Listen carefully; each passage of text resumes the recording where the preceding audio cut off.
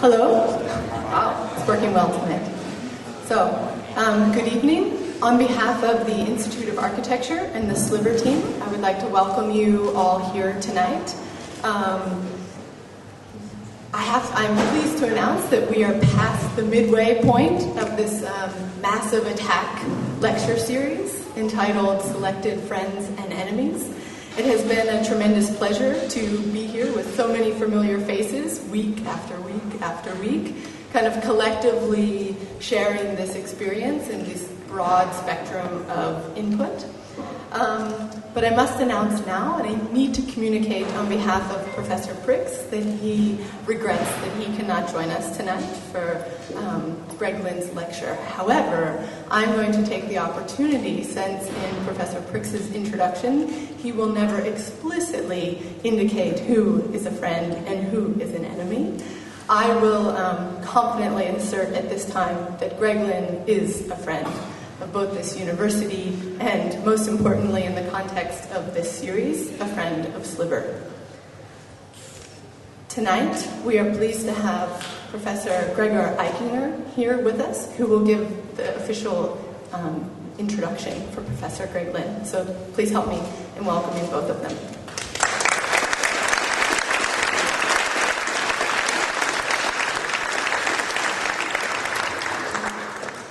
Thank you very much. It's a pleasure for me to be here in this lecture series extravaganza, which is really something special.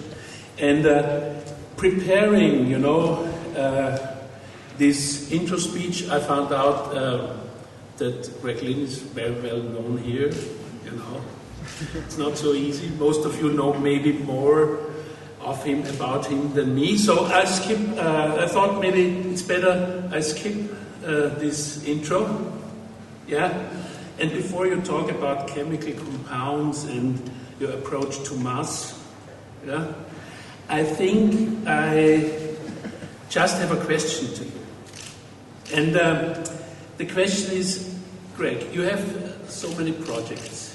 You're doing these projects in Korea, Italy, Singapore, Spain, Abu Dhabi, Germany, competitions.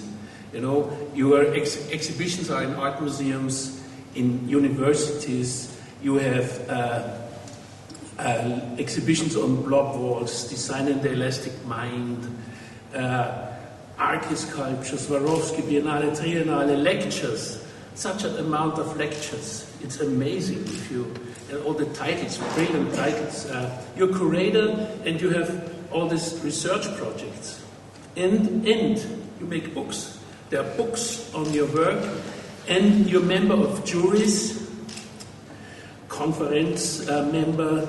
You received awards, Venice, and so on, in the United States, and you have hundreds of articles written about you, beginning from Animate Form, Curve Your Enthusiasm, and Closing the Gap, Pigeon Number 9. It goes on and on and on, hundreds of them. Even the Time magazine named you one of these big heads of the century, like 100 people, most innovative people in 2001, and Forbes magazine, whatever. And you know how to use the computer. You design architecture and design objects. You're a skipper. And you are even advanced and interested in advanced technology. And you're a professor here in Vienna, UCLA, Yale University. And but at the same time, and this is the question, no, you even know, it's not the question, you even know great places for food like Cha-Cha Chicken in LA. I have to recommend this to every one of you. But at the same time, when we both play this billiard game, this Stoppel billiard game at Bar Shabu, how come that we as a team lose always against these beautiful blonde women which are laughing at us? And this is not rocket science. It's easy. We should, and it would, maybe you should also spend some time for proper training. And but let's talk about it after the lecture. So, ladies and gentlemen, please welcome Greg Lynn.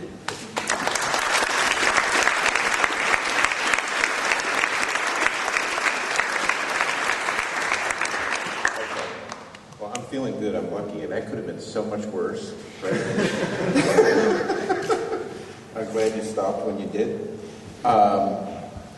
Okay, so this is a very abbreviated and focused talk, and over the last few years in the studio here, we've been talking a lot about composites, not really materials, but an approach to design and a way to think about surface, architectural surfaces and surface modeling. And I found that there's a lot of confusion. I'm sure there will be tonight too. But there's confusion when I use a term like mass, and Wolf will always say, mass is about gravity. You know, these are lightweight materials, and you keep using this term mass.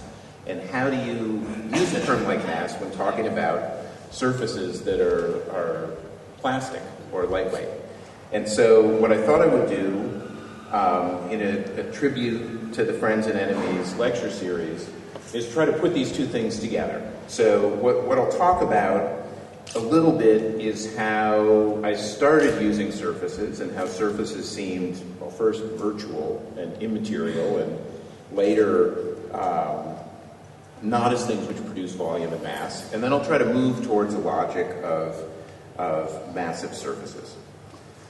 But so first to start, I think there's a very big shift that's happening right now, and it's a shift from the way we think about detail and the way we think about construction. And I'll try to lay that out a little bit in terms of composites. And I really think, in a way, it's an opposition. So for me, when I think about the term tectonics, what I think about is usually the layering of systems. So a primary structural layer with a secondary structural layer applied, with cladding applied, with an interior surface applied. But it's always a series of discrete elements that are coordinated at their connections. Typically, these connections are mechanical, meaning, a piece of construction that attaches them. And because of this, details take on a very special quality, and details are always at the transition between elements. So the detail is either how you attach the layers, or the detail is, at the transition of the floor to the wall or the wall to the ceiling. So typically that's where we think about the detail, is where two disparate things connect. Now the way this all gets managed is with geometry. So it's the geometry which allows these alignments, and it allows us to think about the detail, and so we're all fascinated with geometry. Now I think this is the reason that when you start using surfaces, it very quickly turns into structural expressionism, where the lines of the surface, the geometry, turns into lines of structure, or lines of lineament, or panels, or something like that. And this move of thinking about geometry as primary, I have terrible news for my students, which is in the last few months I've realized in composites there is no geometry. I mean, I'll show you some examples, but geometry is absolutely irrelevant when you think about composites. So for the next 7 or 8 years, we'll be throwing away all our geometry. Anyway, so a Semper example of a composite construction, even though it's made with fibers and cloth and rope, this is a tectonic system. It's a primary structure with a secondary structure and a cladding. They're layers, and they're discrete layers that are connected and attached. Okay, so a kind of trip down memory lane, which is, I think, in the spirit of the Friends and Enemies lecture series. So the very first project where I ever used animation, and I used it to generate surfaces, was this Port Authority Gateway project, which was designed. I did this competition. I was waiting for a computer from Silicon Graphics from Lockheed that I bought used. and it arrived 3 days before the competition was due. So I learned the software and did the program in 3 days, which is just to say it's a really amateur piece of work. But what was generated from it was discrete layers, like tectonic systems. So the moving paths of these bouncing points in space, which was modeled with all these values, like I was a scientist, became structural tubes, curved tubes. And then covering those curved tubes, I lofted a series of surfaces and then tried to slice them up so that it was constructible. So you could always get one surface around tubes without intersecting. But all of the principles of this, I found out, hung around for like 10 or 15 years. This idea of a tectonic approach to surfaces. The Korean Presbyterian Church, where surfaces were translated into structural frames, and all of the panels then clad those frames. And this idea of an intricacy of components, where every component was a little different as it flowed along this surface. This was translating surfaces into tectonic elements. And expressing the frame, the cladding, the interior surface as layers. Okay, so also the first time I believe I came to the Angewandte was after doing a show at the Secession. I was hired by OMV to do this hydrogen-powered pavilion in like 1993 or something like that. And Wolf was very helpful in advising me on this project. I started to get involved with the school. I think I was the visiting member of a diploma jury in the early 90s then. But this project also translated curved arcs into glulam beams that were then clad. But so again, it was a translation into tubes, cladding, interior surfaces, etc. This is a Sliver house. So anyway, that move towards layers was countered a little bit by thinking about the quality of surfaces and its ornamentation and translation into lightweight plastic materials. And this is where I started to discover that this stuff had a quality of, a Baroque quality, let's say, of mass and volume. And I remember when we did this installation at the Venice Biennale with Andreas Frosch, we found a company that did Formula One composites not in Bern, but in Switzerland. We sent them the files. We, came up with this fenestration pattern for the skin. We sized it. We located it on the wall. We got to Venice, and we had a plan for how to hang it on the wall. And we found out that this foam weighed 2.5 tons, which in kilograms, I don't know, that's like way over 1,000 kilos or something like that.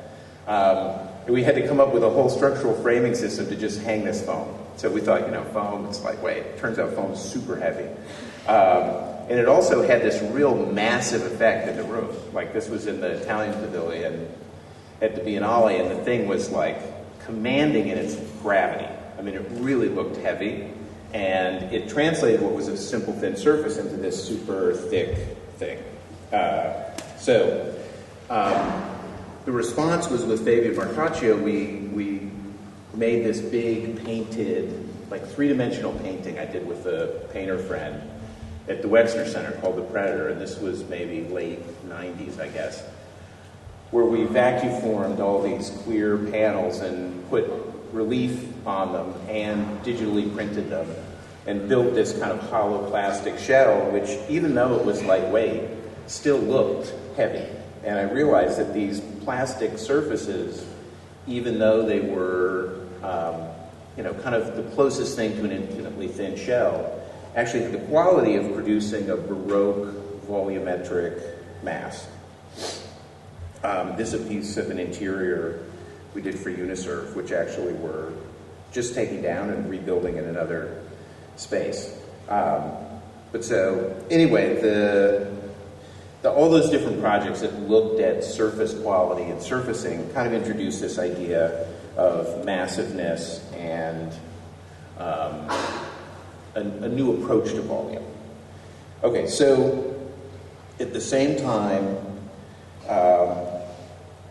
moving away from this idea of tectonics, and mostly through the design of like consumer objects and furniture and things, I had this idea that you could eliminate parts as a more innovative strategy than adding parts. Because at the time, a lot of people, which people are still doing with, say, parametric modeling. I mean, the promise of parametric modeling is the ability to control vast numbers of different unique elements in a single system, which sounds great, but if you listen to yourself when you go in a room with a furniture design company like a Ross Flaubbaum of Vitra, and you say, look, I have this idea for a chair that we're going to build out of 150,000 unique parts, and it's the most innovative thing I can think of. Rolf looks at you like you're insane, and he says, what? Innovation is taking a thing made out of 12 parts and making it out of 150,000? And I realized this actually doesn't sound right. Like, innovation should be reducing the number of components and reducing the steps in the process rather than dealing with greater and greater complexity. And I believe it's the same thing with architecture, that being innovative is not being complicated. I think being innovative is reducing elements and having elements do more work than they've previously done before. And so with these design objects, I've tried to either take multiple elements and synthesize them into fewer parts, or integrate elements which were previously layered into a single surface, as well as look at ergonomics in terms of being able to multiply orient a surface so it works in multiple orientations. So, and this, I didn't realize it, all these principles are the same principles that are applied by people that build things in composites. Reduction of components, multiple orientation of surfaces, synthesis of elements, multi-use of a surface to produce the qualities of a structure. That's really what composites are all about. Anyway, but this, I didn't know anything about composites at the time. Some examples of that, architecturally, in terms of monolithic materials, started to kind of suggest some of those ideas. The first thing which represented that was this Visionaire case, which I've shown here before, but here the kind of challenge was by Hedi Slimane, the director at the time of Dior Homme, who said, make a case which had no hinges or clasps. Like, the thing he wanted me to do was make a container for an issue of Visionaire, which had no mechanical attachments visible. And so what I did was design this textured surface that the magazine floated on, but along the edges of it, there's a series of teeth in both directions, and those teeth bite together. So when you close the case on itself, you can really only open it if you lift it in one direction. If you turn it and slide it, it bites together and holds. So we got rid of the hinges and the clasps by using a surface and making that surface nest in itself. That's the view without the magazine in it. Which also led to the ravioli chair for Vitra, where Vitra suggested that I should look. Is there a laser pointer? Anyway, where they had a machine they tried to use to make the coconut chair surfaces by Nelson, which knits fabric instead of cutting it and sewing it. So in the, say, dimension along the front of the chair, it might be a little over 1 meter long. When you go measure over the arms and down the seat and down the arms, it's more than double that length. So it's got more than double the knots. So they said, why don't I design a soft surface like a bucket that would use this computer knitting program. And so I came up with this idea of a soft top where the back, the seat, the arms, all the previous elements of a chair would be integrated into one soft shell. And then the legs and the support frame, which would normally be made as components, would get integrated into a hard shell. So it was a hard surface and a soft surface that clamped together. It's not quite so easy in the actual construction. There's more going on inside that sandwich, but pretty much it's two surfaces that do all the work.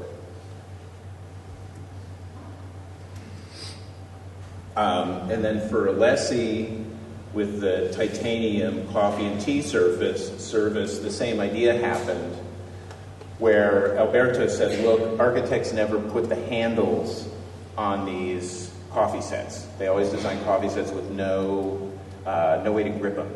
And so I came up with this two-shell logic where there's an inner flask and then an outer surface that's glued with silicone to it.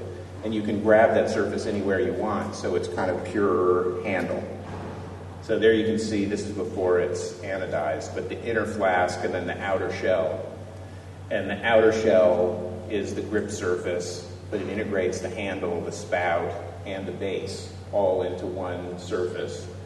And then when we designed the tray, the tray is reversible. So when you have coffee and tea and cream in the three containers, or the four containers, it stands up on the tray.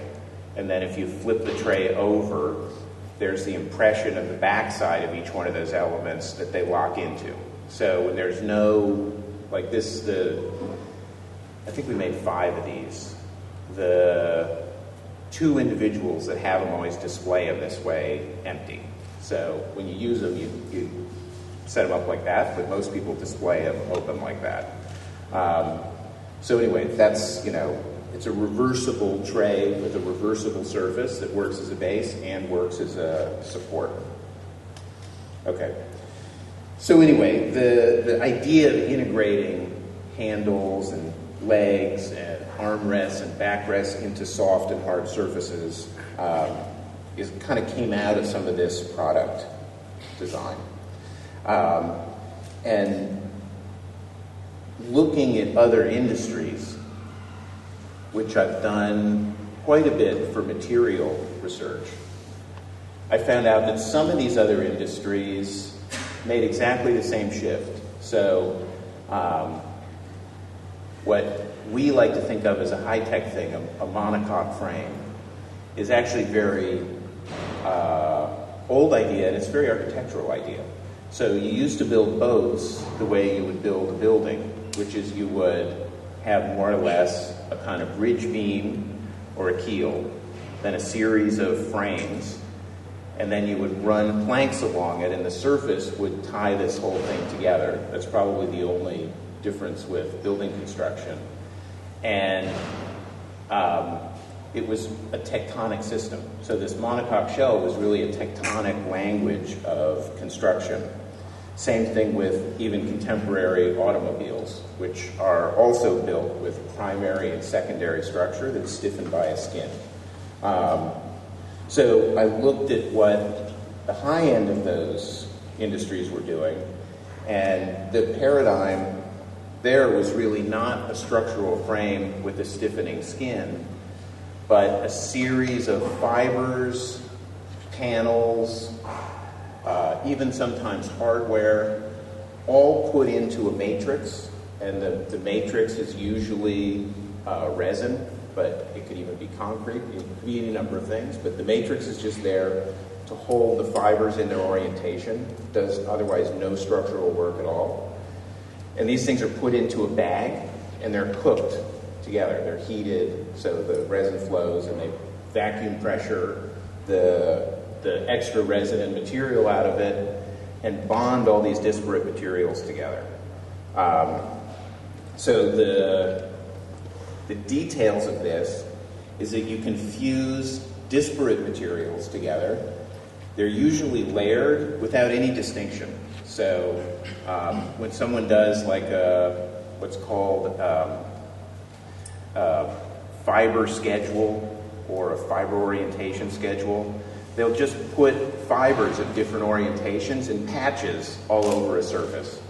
And the logic of that isn't regulated by the geometry of the surface whatsoever. It's regulated by the stresses that are on that surface or the thickness of that surface.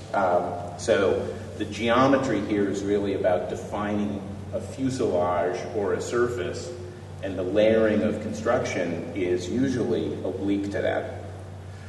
You can have members and fibers together, meaning that you can have like tubes and bars and things.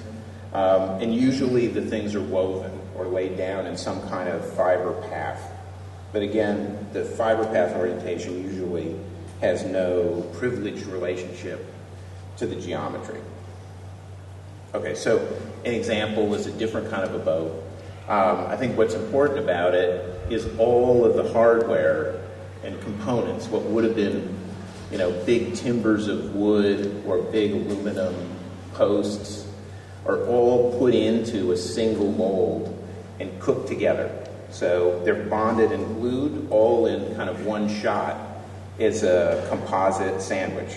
And usually when you say that, that means that there's one skin, and then there's foam in between, or balsa, and then another skin. And it's the separation of the two skins which makes these things strong. Same idea as an I-beam. But so it's the foam isn't structural, it just holds the two skins apart to make the stuff stiff. They'll have, rings and stiffening panels that are put in usually after the fact, after it's been cooked.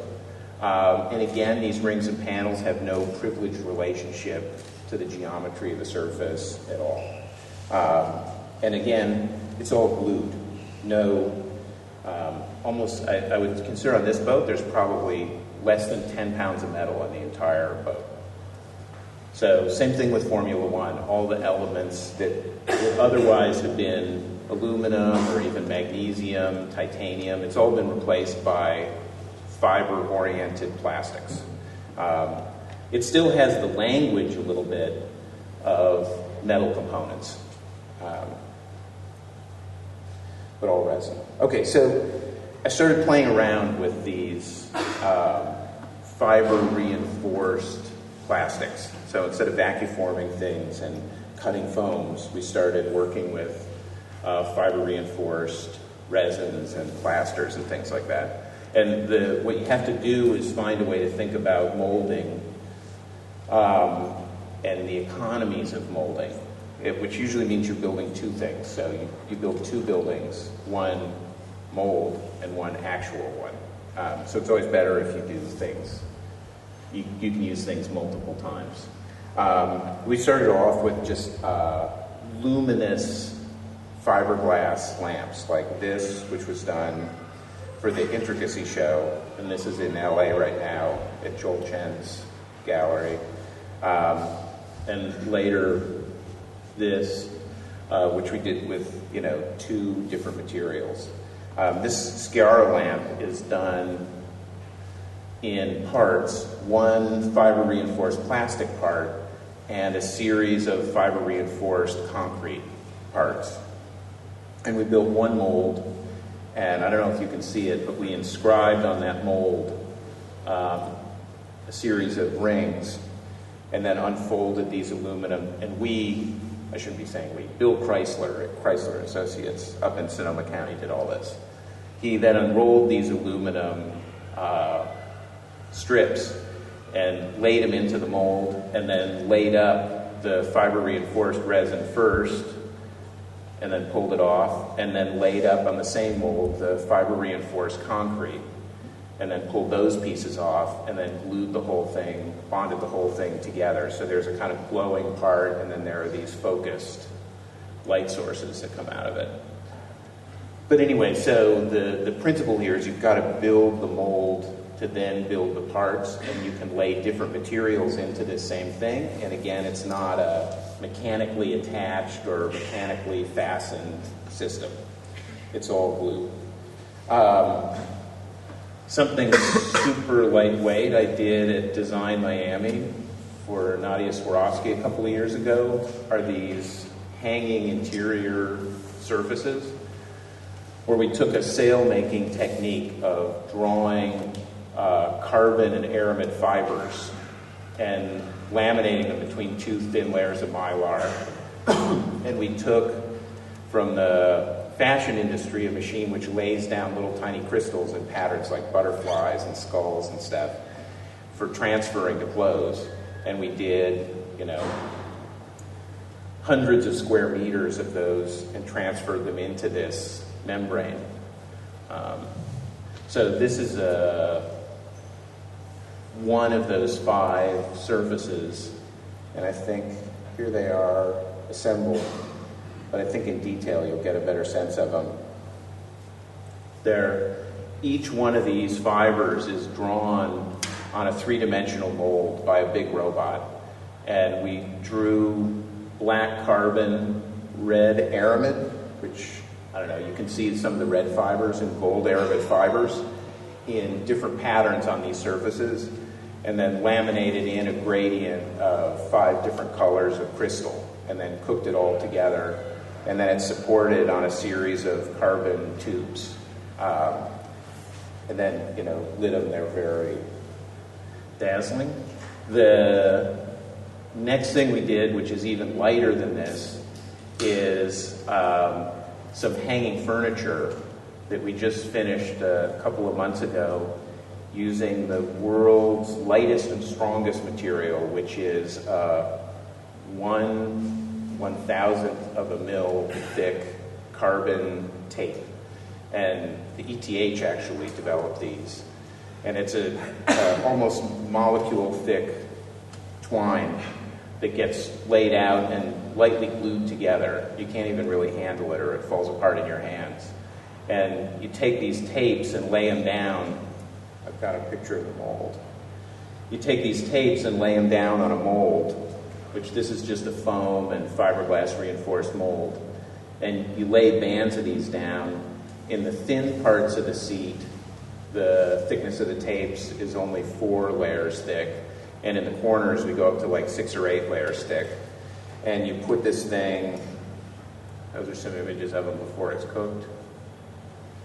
Yeah, and then you put it in a bag and you heat it at about 150 degrees Celsius for just an hour to kick the glue that's on the tapes and suck all the extra glue out. And that's what the oven looks like. I mean, it doesn't get very hot. But anyway, this one had, I think I was in it with Frank and Berta Gary on my lap on New Year's Eve at about 2 in the morning. And I think even one of my kids jumped on top of us. But we had about 900 pounds on this thing, and it actually weighs less than 8 ounces. So, and we glue all the straps and everything. We put a release paper in and just put the Spectro-Dyneema cable in and glue it all together. But it's a super lightweight chair. What's most interesting about it is it's, God, I'm losing the technical term.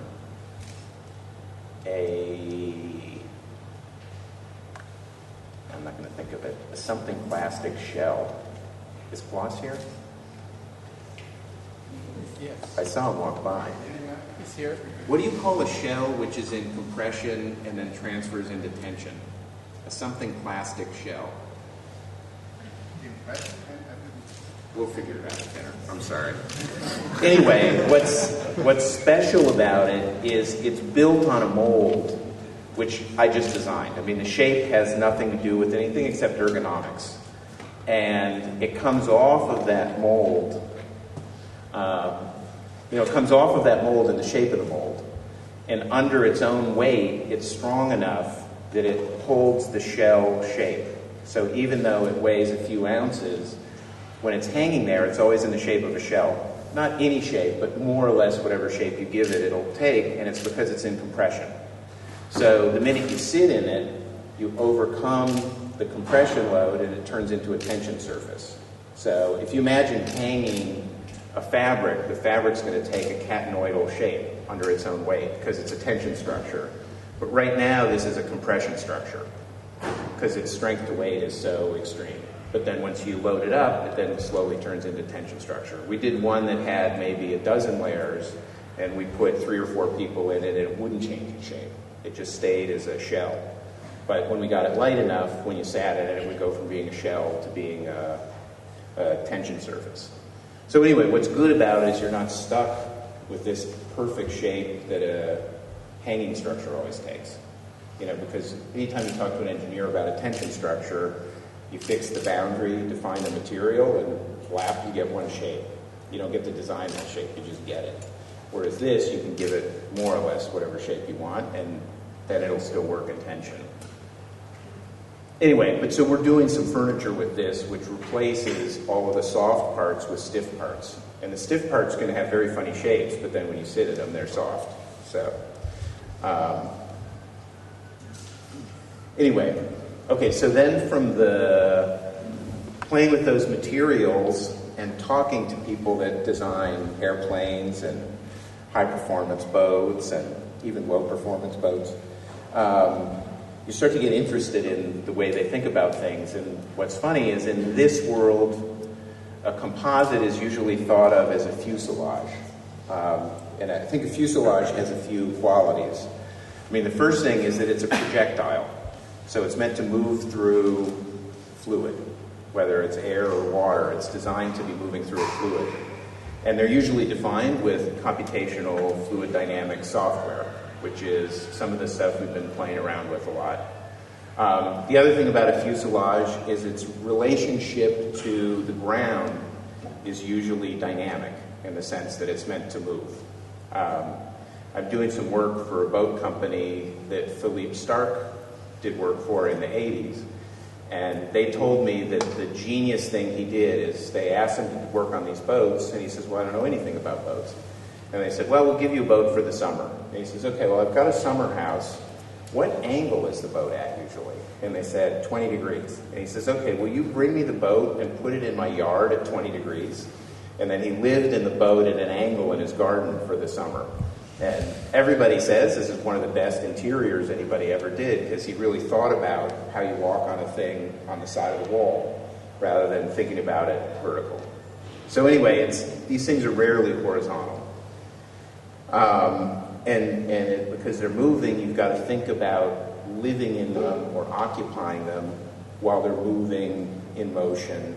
And, you know, that lends not just dynamic styling, but actually dynamic ergonomics. So I started trying to work for plane and boat companies to start thinking about these design issues of a fuselage. So anyway, these are just a few quick images of some of those boats we're designing. This is for a client in Abu Dhabi who canceled all their building projects, but actually commissioned us for 2 boat projects. And again, us is me and a guy named Fred Kurubla and his partner Tim Kernan, who are both naval architects, and do everything that's in the water.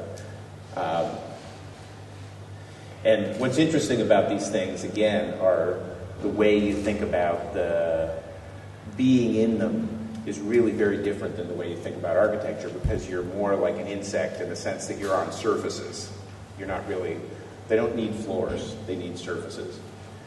Okay, and so then I had the unfortunate experience of sailing on boats. I couldn't get the one I was on, but these big multi-hull sailboats. Multi-hull means this one has 3 hulls. And what's really amazing about these things is not only the fact that they're everything I care about in terms of materials, but also that they go 40 miles an hour just using the wind. Like they always go 2 or 3 times faster than the wind. So if you have 15 miles an hour of wind, you get to go 45 miles an hour. And so I started organizing my free time around getting one of these. Anyway, this one's 140 feet long. This set the record around the world. Actually, what's great about this, too, in terms of sustainability and ecology and high performance, there's not a powerboat in the world that can go around as fast as this boat can because it doesn't have to carry any gas. So this goes 40 miles an hour. You know, it goes around the world in 53 days, something like that. Anyway, but it's this full composite machine. Okay, so I started this boat company.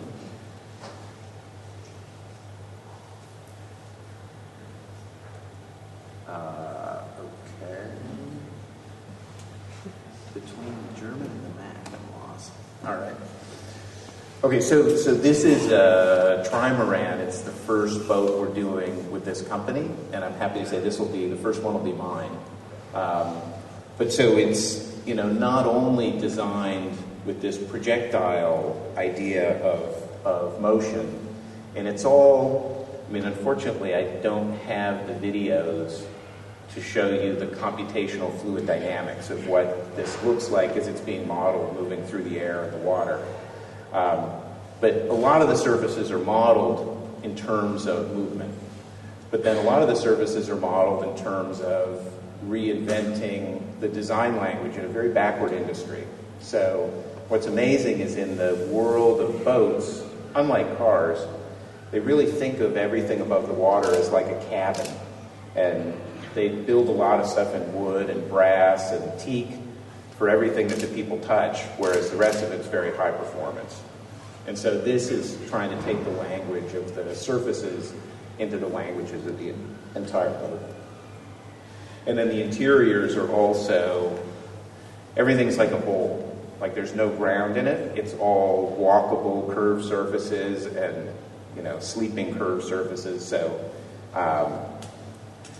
this is like a dish that you walk in, and this is a big bowl. That's like a California king-size bed, and those are two single beds, all as one big platform, with movable tables and kitchen and stuff like that. Anyway, so this idea of integrating equipment into surfaces and thinking about construction in terms of plastics and surfaces, the best architectural example I have of it is the Bloom House. And a lot of the design for the Bloom House came from a visit I made 20 years ago to Woodlawn Cemetery, where I went in this chapel by Osmond and saw the way he took the bent plywood and used it as a wall material and folded it down into a bench. So in this house, there's a kind of a free plan. It's a one-room living space. But unlike a loft, the rooms are made out of steps and folds in a surface. And in that surface, we integrated a lot of the equipment. And you can see it's the same language of that boat, honestly, where fireplaces and shelves and things get sucked into a wall and absorbed into a curved surface. And like those lamps and things, the ceiling folds down and makes this kind of big luminous lantern. And also the height, this is about 5.5 meters. And this thing is probably close to 2 meters at its deepest. And it kind of brings the scale of the room down a little bit. So, the drawings really aren't that critical, except to show that there are these two walls that absorb all the stuff into them and suck all the things in them. And then there are little pockets of space that get captured inside those thick walls. And the same thing with the windows. These are just stock. They're called, in the States, cathedral windows, where we take the head and flip it to make the sill. And all the windows pinch together at this line that runs down the length of the house. Then in the all of the kind of wet rooms, like the kitchen and the bathrooms and things, we took all the equipment and kind of surfaced it into cabinetry and bonded everything together with glue using corian.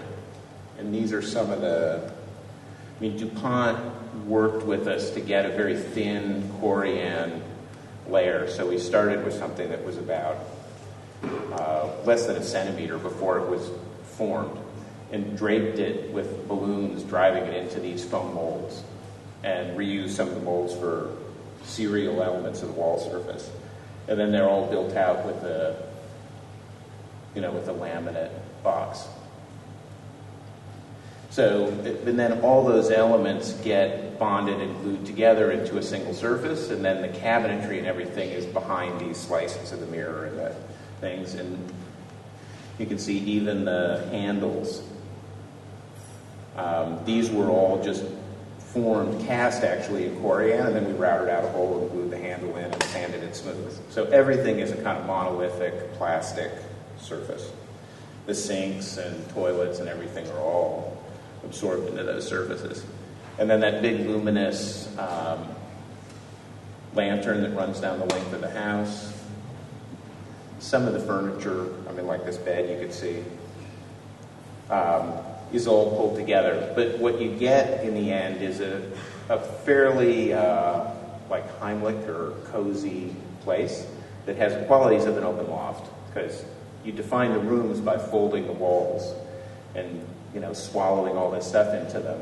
So you get, you know, kind of one big loft space, but modulated by all these curves. And the same thing with the breakfast nook and the kitchen stuff is all formed in that Corian. This is all plaster on lath, all the walls.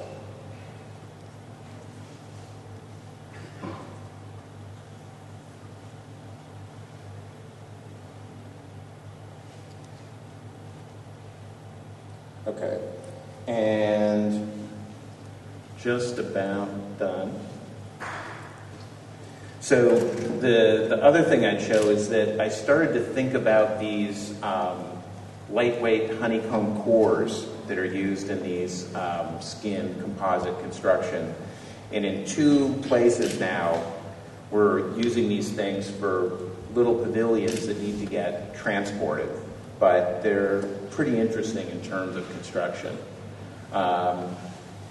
It came out of a value engineering of this restaurant in Los Angeles, where originally we had these curved conical drums, and we needed to pull a fair amount of money out of the building to pay for the trellis, and translated them into these flat, faceted surfaces, and also turned what was a trellis that was a frame into a series of fins, composite fins.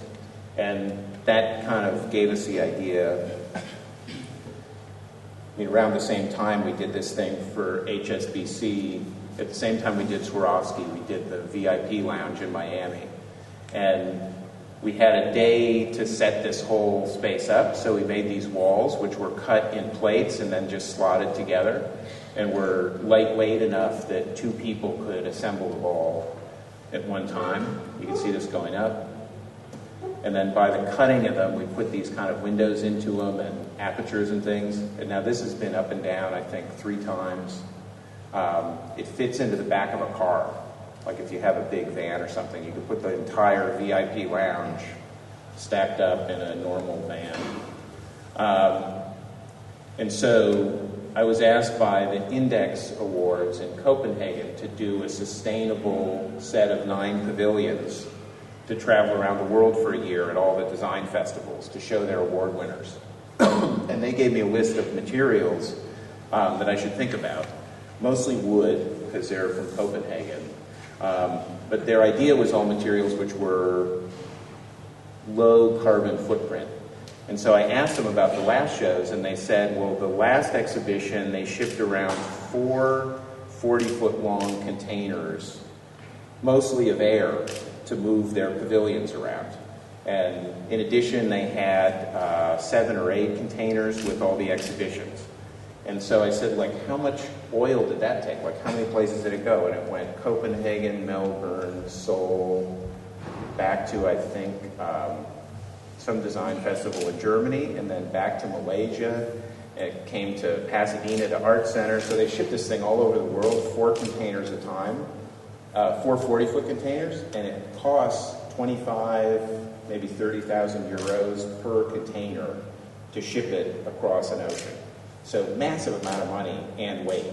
And so I said, well, could I use like the most toxic material on Earth, like oil-based, oil-fired carbon? if I could fit it all in like one small case that you could put on an airplane for $2,000. And so, anyway, that's what we did, is we made these very lightweight carbon pavilions, where instead of actually molding the faces, we take a carbon reinforced plastic that the auto industry uses for like the panels in your trunk and things like that. And we just cut the flat sheets, and then inside those flat sheets we display all of the award winners. And this is just from like a week ago. It's the first prototype they've popped together. But they said they've looked, and the 9 pavilions will fit in one crate that'll fit in one standard container, plus some of the objects that won the award. So anyway, it's just to say that sustainability doesn't always mean you got to build everything in bamboo or something. These lightweight materials turn out to be super sustainable. And they're also the faces of these. It's not applied, but there's one kind of egg-shaped face that's photovoltaic that they apply. So these also are completely off the grid. So they have a little box with a couple gel batteries, and they run all the computers and lighting for a day off of the PV panels. Okay, so then the last thing I'd show, which has nothing to do with anything, except I just did it, and I thought Christy and Justin, everybody would want to see it anyway, is I've been doing these blob walls where we build bricks and cut them with a robot arm. And then we did the toy furniture, which was here in this space last year. And my wife Sylvia kept saying, the furniture's kind of wrong, like wrong scale. She said this should really be a fountain. And that this whole thing, which I call rusticated, she kept saying, well, you know, Bernini did these fountains that had rustication, and this really wants to be a fountain. And so last summer, I threw this in for Wolf, because Wolf invited me to 2 competitions in Austria, and I think he's decided to stop because of this one. This was for the lecture hall at the new university, which was, we called it the puppy. But it's like a kind of giant blob wall thing. But anyway, Wolf's not here. So I started to look at the fountain, and I realized something that I think is curious about architecture's relationship to art. And that is that sculpture, like if we just take Bernini and look at what Bernini did as a sculptor, Bernini's sculptures were usually one figure, sometimes one figure on a base. His architecture was obviously made out of tens of thousands of parts. So if the sculpture is one part, his architecture was tens of thousands of parts. And I looked at his fountains, and his fountains were, you know, around 12 or so parts piled up in a very funny way. So if you take Triton's fountain as an example, there are 4 dolphins. Here. So there's 4 dolphins here. There are, I believe, 2 shields there. There's the tails of the dolphins around these,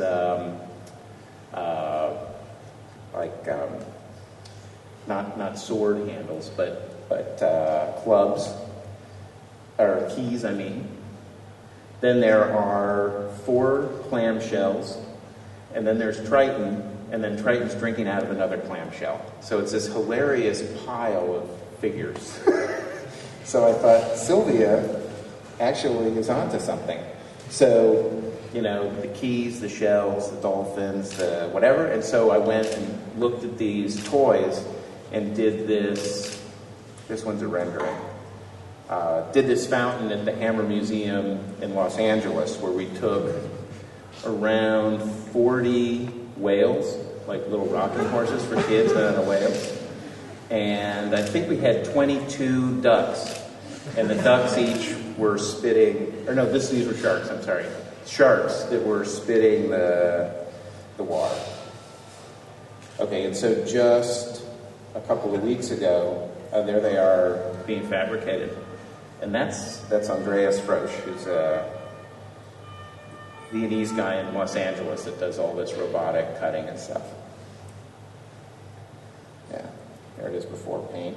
And so then we did another one for our front yard where we built this fountain, and now this thing just dropped in the other day. which has, I think, 14 of these sharks and a bunch of blob walls we had left over. And it's in, Bernini wrote this little essay about sculpture should always be the serpentine spiral. So his figures were always, you know, moving in a serpentine direction. And so this is done where these blob walls rotate around. You can see them going up and around in a serpentine spiral this way, and then the sharks go in an opposite spiral that way. And there it is getting craned into my house. And that's it. Thanks.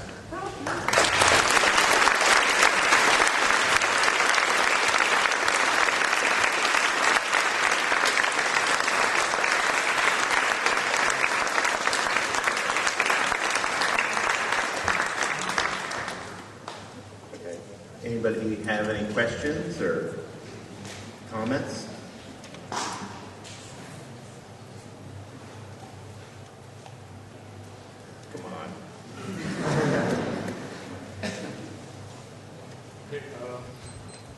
Did you paint the fountains white? Yeah. And why is that? Did you want to get rid of the object to straightforward? Your colors, they stay more what they are? Well, no, I like color a lot. It's just the fountains had too many colors for the form. I mean, the furniture where we would do one or two different parts, so there was one or two colors, it looked right. The fountains, the blob wall we do where we cut a piece away and then chop it up and throw it back in the plastic and mold it again, so every purple thing is a different shade of purple. So we had like 8 or 10 different colors of purple, plus the blue ducks, or the blue sharks, plus the bright green whales, and it was just horrible looking. So then we had to pick a color, and we just decided white. But yeah, no, I'm not against color at all. I mean, I wish we could have had them be their natural color. I have a question about the boat. Yeah? Actually, the boat, as a Formula 1 car, the boat also has to follow specific rules in terms of environmental pressures, but also design ideas or design, let's say, rules from your side. Yeah. And I was curious that the boat actually has curved fins. Yeah. And I was curious if this is part of the fluid dynamic process or design. Yeah. So we could go on for a long time. But what's funny is the naval architect, who I talk to every couple of days, really works like we would work in the sense that he has an intuition about the shapes and how they'll perform. And what's funny is he'll always send me links to YouTube videos, and he'll say, like, the middle hull is this shape because it's got to go in a wave, and then the top of it has to slice out of the wave, and then the back is flat, so when it hits, it then takes off in planes. And he'll show me a YouTube video, and he really designs by YouTube. He downloads all these YouTube videos, and he looks at the hull shapes, and then he looks at how they move through the water, and it's actually that kind of a back and forth of seeing how it moves, and also sailing a lot and knowing how it moves. But then once we're done, I would say more or less done, we take that and put it into what's called a panel code, where they translate every surface for every so many points into a particle, and they move it through a computational fluid and then save it, and then they put all kinds of different motion and speeds on it. And then we're also working with USC, who has the first code which looks at the air and water at the same time, so they can actually see how it, when it comes out of water, how it moves and goes through waves. And then they test it, and then it's very minor adjustments. And then I've seen now, I don't know, a dozen boats get launched, and the naval architects are always worried if it'll just sit in the water right. I mean, so it's a lot of guesswork, despite the computation. But it's really, at the end of the day, a lot of intuition verified by calculations. And the reason what are called the foils, the reason they're curved is because they want to resist the boat moving sideways, so that's why you use them. But then when you start to go faster, if you curve them, this section of the foil is like an airplane wing. and it provides lift. And so at about 25 miles an hour or so, the whole boat's actually flying on those foils. So it gets the whole, you want to get everything out of the water as quick as you can with the multi-hulls, and so eventually it'll literally fly on a little piece of carbon. So. But anyway, it's surprisingly common sense how they all design. The best person in the world that designed that boat I showed you doesn't even use a computer.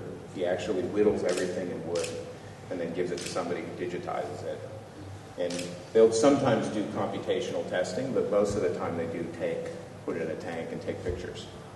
But it's more the surfacing, and they all use Rhino. They use Rhino Naval Architecture Package, which I totally... Anybody that's my student knows how I feel about Rhino stuff. So I think right now, computation is exciting because you can manage 100,000 parts all at once and have them all connected and interacting with each other. So I think that fascination has a little bit led to people saying, hey, I can handle 110,000 parts. So I think right now the energy is going towards lots of variation and complexity.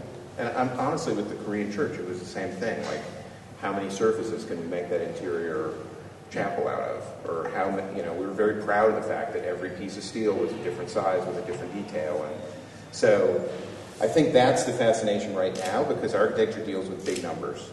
But all I'm saying is that I predict, 5 or 10 years from now, people will be excited because instead of using 10,000 parts or 100,000, they can use 50,000. So I just see that's where these other industries have gone.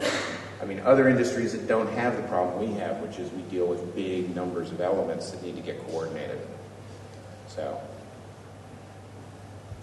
but for sure with composites, you don't want a lot of, you have billions of fibers, but you're really shooting for one part.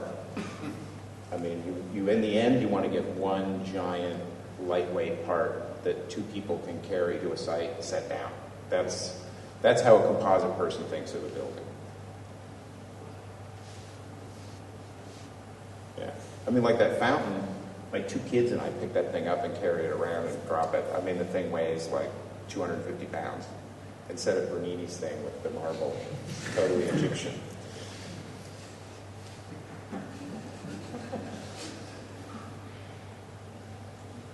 Kind of going off of his question, if you see it as the future of architecture, the idea of fusion and reducing the mechanical elements and having it be more, we call it gluing, I guess. Do you see it being restricted as far as scale? A lot of your work is at a smaller, more human scale. But is that based on experimentation and that needs to be where it starts? And do you see it being able to jump scales, let's say like a tower? Like that, the lantern in the Bloom house was big enough. Well, it had 2 things. One is we thought it might break. That the lamp might break, so we needed to maintain it. And it was too big to put on a truck and driving through the city to the site. So that we broke into, it's got flanges and it, bolts together with nylon bolts, and that's in parts. So, I think the big thing is that when we started it, what we all thought at first was we'll build a frame and we'll hang the frame off of the floor above, and then we'll attach this fiberglass element to the frame. And then we went and talked to the person, actually this guy Fred, who's a naval architect, who we used to calculate all these surfaces in the building. And we said, how big should the framing be? Can we use 1 1/4 plywood? Or he looked at me like, frame? Why would you use a frame? You just put some extra fiber on the edge and glue it or bolt it. You don't need a frame. And so it's more that I'm talking about than actually being able to mold a building in one shot in carbon. It's really just rethinking tectonics, that it's not about fetishizing structure and panels and all their attachments and 5 layers of shading and all that stuff. It's about integrating what would have been 3 or 4 layers of a building system into one.